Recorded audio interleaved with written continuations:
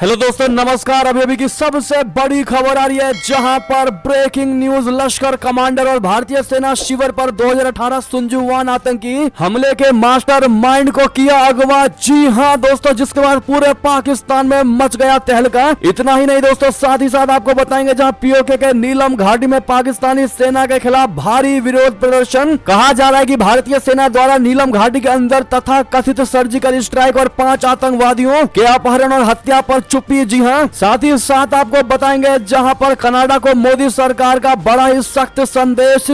बताएंगे क्या कहा मोदी सरकार ने। और दोस्तों, उससे भी बड़ी खबर आपको बताएंगे जहां पाकिस्तान ने यह कहकर बहुत बड़ी हिमाकत कर दी है, कह दिया है कि मात्र 15 मिनट के लिए इंडियन आर्मी को बॉर्डर से हटा लो। उसके बाद दोस्तों पूरी बात आपको सुनवाएंगे, जिसे सुनते ही आपका भी खून खोल जाएगा। दोस्तों, एक से एक बड़ी खबर बताएंगे, बनेगा वीडियो के अंत तक। लेकिन खबरों में आगे बढ़ने से पहले अगर आप भी अपने भारत देश का दिल से समर्थन करते और मानते कि भारतीय सेना वो ताकत है जो पूरी दुनिया में किसी सेना में नहीं है, और मोदी है तो हर चीज मुमकिन है, तो इस वीडियो का भी कर दीजिए लाइक, चैनल कर दीजिए सब्सक्राइब, बेल आइकन दबाइए, साथ ही कमेंट बॉक्स में लिख दीजिएगा जय हिंद। जी हां दोस्तों, तो चलते पहली और सबसे बड़ी खबर की तरफ, जहां लश्कर कमांडर और भारतीय सेना शिविर पर 2018 सुनजुवान आतंकवादी हमले के मास्टर माइंड में से एक को पीओके की नीलम घाटी के निवासी ख्वाजा शाहिद अलियास मियां मुजाहिद का अज्ञात लोगों ने अपहरण कर लिया और कहा जाता है कि वो लापता है। जी हां दोस्तों, पहले आपको बता दें, सुनजुवान में भारतीय सेना के शिविर पर 1 फरवरी 2018 को जैश-ए मोहम्मद के आतंकवादियों ने हमला किया था। इस हमले में 7 सैनिकों और 1 नागरिक की मौत हो गई थी। हमलावरों ने शिविर के अंदर घुसकर ग्रेनेड और AK-47 राइफलों से फायरिंग की थी। सुरक्षा बलों ने 11 घंटे की मुठभेड़ के बाद सभी 3 हमलावरों को मार गिराया था। यह हमला जैश-ए मोहम्मद द्वारा भारत में किया गया सबसे बड़ा हमलों में से एक था।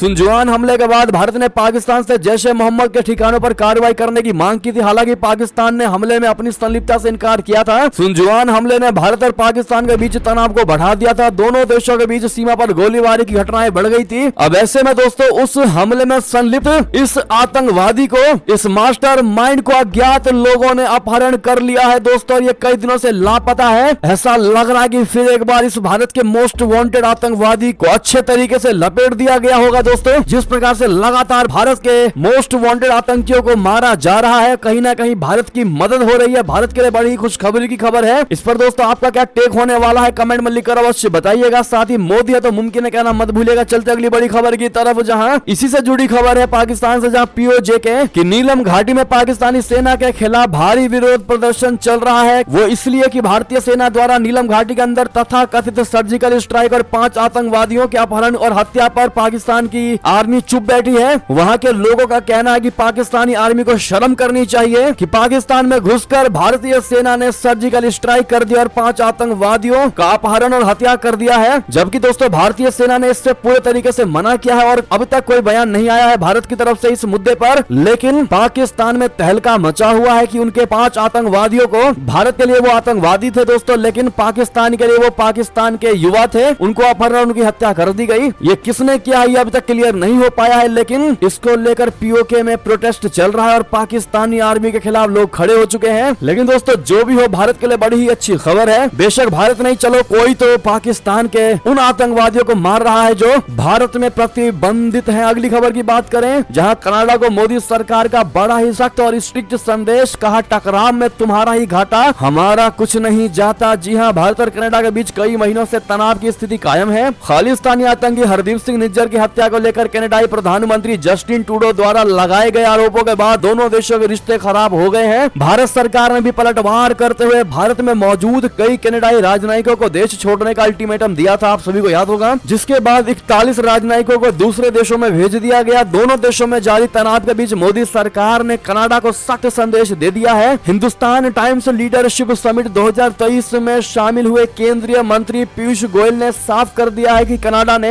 ही ये रिश्ते खराब किए हैं और इससे भारत को नहीं बल्कि कनाडा को ही नुकसान होने जा रहा है। जी हाँ, उन्होंने कहा कि कनाडा के साथ हमने कोई बातचीत नहीं रोकी क्योंकि उन्होंने ही रोकी है। वहाँ कुछ भ्रम है लोगों पर, उनके नेताओं में ये भ्रम बिना किसी आधार के हैं, बेसलेस है। इससे उनका ही नुकसान होगा, भारत का नहीं। हमारी मार्केट बढ़ी है, अब खामियाजा कनाडा और वहाँ की इकोनॉमी भरेगी। जी हाँ दोस्तों, ऐसे में एक चीज तो क्लियर है कि भारत अब उस मुकाम पर पहुंच चुका है जहां पर उसको छोटे मोटे चीजों से कोई फर्क नहीं पड़ने वाला। ऐसे में इसका सबसे बड़ा क्रेडिट आप दोस्तों किसको देना चाहेंगे, कमेंट में लिखकर अवश्य बताइएगा। देखते हैं क्या कहती है भारत की जनता। अगली खबर की बात करें, जहां अब तक की सबसे बड़ी खबर, पाकिस्तानी विशेषज्ञ ने दी कश्मीर को लेकर खुली चुनौती। कहा मात्र 15 मिनट के लिए, सिर्फ और सिर्फ 15 मिनट के लिए इंडियन आर्मी को बॉर्डर से हटा दें, उसके बाद देखना कैसे जम्मू कश्मीर में चारों तरफ पाकिस्तानी झंडे लहराते हुए दिखाई देंगे। जी हाँ दोस्तों, पाकिस्तान के विशेषज्ञ डॉक्टर इरशाद खान ने यह सबसे बड़ा बयान दिया है, भारत को लेकर भड़काऊ बयान दिया है, जहरीला बयान दिया है। बता दें, जिस तरह से पड़ोसी मुल्क के दूसरे पड़ोसी देश के साथ रिश्ते अच्छे होने चाहिए, उस तरह के रिश्ते भारत और पाकिस्तान के बीच आजादी के बाद से ही नहीं दिखाई दिए। इसके पीछे की सबसे बड़ी और मुख्य वजह रही है जम्मू कश्मीर का मुद्दा। इस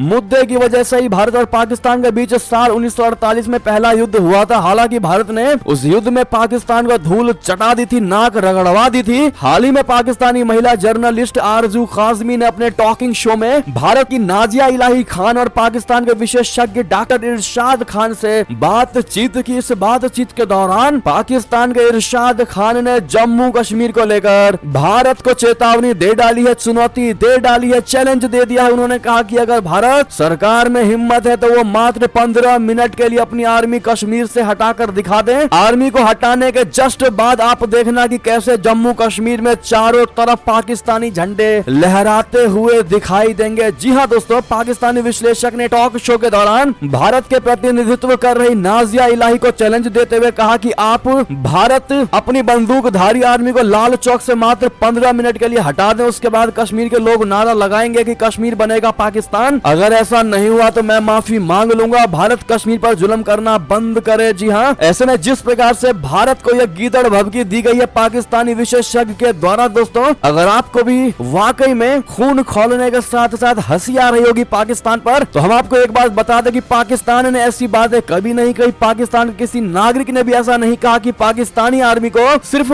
10 मिनट के लिए, 5 मिनट के लिए हटा के दिखा दो, उसके बाद जो होगा वो हमें भी नहीं पता। ऐसी धमकी दोस्तों भारत की तरफ से कभी नहीं दी गई है, जबकि भारत और भारतीय सेना को यह क्लियर पता है कि पाकिस्तान की सेना हटाने की बजाय पाकिस्तानी सेना को और संख्या भी बढ़ा दी जाए, उसके बाद भी भारतीय सेना इतनी कैपेबल है कि पूरे पाकिस्तान को नेस्त नाबूद कर सकती है। लेकिन दोस्तों भारत का हमेशा से ये नेचर रहा है कि भारत ने कभी भी किसी पर आगे से पलटवार या आगे से वार नहीं किया। आज यही वजह है कि आज भारत पाकिस्तान से 100 कदम आगे निकल चुका है। अब ऐसे में दोस्तों पाकिस्तानी एक्सपर्ट के द्वारा दिए गए इस गीदड़ भभकी का जवाब आप लोग कैसे देंगे, एक भारतीय होने के नाते कमेंट में भारी मात्रा में लिखिएगा। और आज जितना ज्यादा हो सके इस वीडियो को शेयर करिएगा ताकि हर कोई पाकिस्तान के इस गीदड़ भभकी का अपने अंदाज में जवाब दे सके और ये भारतीयों की आवाज वहां तक पहुंच सके। चलते हैं एक और खबर की तरफ, जहां भारत में QR कोड और मस्जिदों से पैसा इकट्ठा कर रहा है PFI, खरीदा हथियार। FATF का सबसे बड़ा खुलासा। जी हां, फाइनेंशियल एक्शन टास्क फोर्स यानी FATF की एक नवीनतम रिपोर्ट में प्रतिबंधित संगठन पॉपुलर फ्रंट ऑफ इंडिया यानी PFI को लेकर बहुत बड़ा खुलासा किया गया है। FATF ने PFI का नाम लिए बिना कहा है कि भारत में एक जांच के तहत हिंसक चरमपंथी संगठन ने QR कोड और अकाउंट डिटेल को प्रसारित कर ऑनलाइन और ऑफलाइन नेटवर्क के माध्यम से बड़े पैमाने पर फंड इकट्ठा किया है। इस रिपोर्ट में कहा गया है कि PFI ने मस्जिदों और सार्वजनिक स्थानों पर लोगों से पैसा इकट्ठे किए हैं, जिनका उपयोग अंत में हथियार और गोला बारूद खरीदने और कैडरों को ट्रेनिंग देने के लिए किया गया था। FATF ने अपनी नवीनतम रिपोर्ट में crowd funding for terrorism financing में PFI पर केस स्टडी का हवाला देते हुए कहा कि भारतीय अधिकारियों ने बताया कि जांच के तहत एक हिंसक चरमपंथी संगठन ने पूरे देश में फैले सुव्यवस्थित नेटवर्क के माध्यम से धन एकत्र किया। मस्जिदों और सार्वजनिक स्थानों पर अपील के जरिए PFI की धन उगाहने की रणनीति में ऑफलाइन और ऑनलाइन तंत्र शामिल थे। जी हां, जैसे कि QR कोड और बैंक अकाउंट डिटेल को शेयर करना, जिसके माध्यम से दानदाताओं को पैसे भेजने के लिए कहा गया था। 3000 से अधिक बैंक खातों और इनफॉर्मल वैल्यू ट्रांसफर सिस्टम का उपयोग किया गया था। यानी कि दोस्तों आप देख सकते हैं कि PFI कितना ज्यादा एक्टिव था दोस्तों, और भारत में रह करके भारत के तिरंगे को गिराने के पीछे PFI संगठन अपने आप को मजबूत कर रहा था। लेकिन दोस्तों समय रहते इसका सबसे बड़ा जो खुलासा हुआ है, कहीं ना कहीं इसका श्रेय मोदी सरकार को तो जाना ही चाहिए। इस पर आपकी जो भी राय हो, लेकिन लॉन्ग लिव मोदी जी कहना मत भूलिए। मिलेगा। बहरहाल दोस्तों ये तो अभी की सारी बड़ी खबरें। आपको हमारी खबर कैसी लगी? आशा करता हूँ बहुत अच्छी लगी होगी। अगर थोड़ी भी अच्छी लगी तो इस वीडियो को दोस्तों में, भाइयों में, रिश्तेदारों में शेयर जरूर कर दीजिएगा, व्हाट्सएप, फेसबुक, ट्विटर के माध्यम से। और अभी कर दीजिए इस वीडियो को लाइक, चैनल कर दीजिए सब्सक्राइब, बेल आइकन दबाइए, साथ ही कमेंट बॉक्स में लिख दीजिएगा जय हिंद जय भारत। और यहाँ तक बने रहने के लिए आप सभी का बहुत